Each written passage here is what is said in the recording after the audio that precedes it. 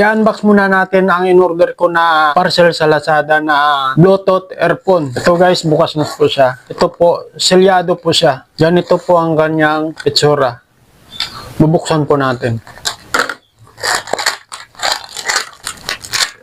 Ito guys, ito po yung cord niya, USB cord Type-C. Pwede po siya baliktaran. Ito po yung kanyang earphone.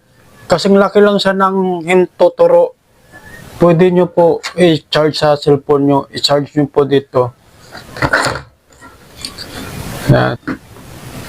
Kapag adapter naman po ang gagamitin nyo. Parang may magnet po siya para dumikit. May sarili po itong power bank sa loob. Huwag nyo na po siya i-drain bath.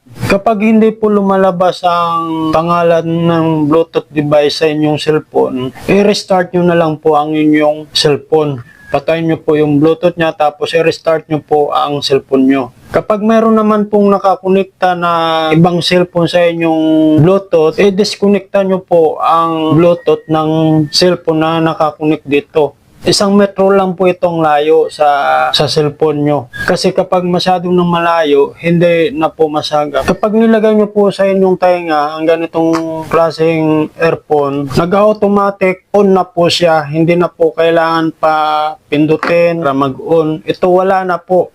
Ilagay nyo lang po sa inyong tainga. Tapos, buksan lang po ang Bluetooth sa cellphone. Pagkatapos, punta po tayo sa settings. I-tap lang pong Bluetooth. May makita po kayong pangalan ng Bluetooth na M10. I-tap nyo lang po yan. Ganun lang po kadali. Makikita nyo rin po dyan kung ilang percent na lang ang battery ng inyong earphone. Abangan nyo na lang po ang susunod ko na video kung paano po natin i-connecta ang ganitong klaseng Bluetooth.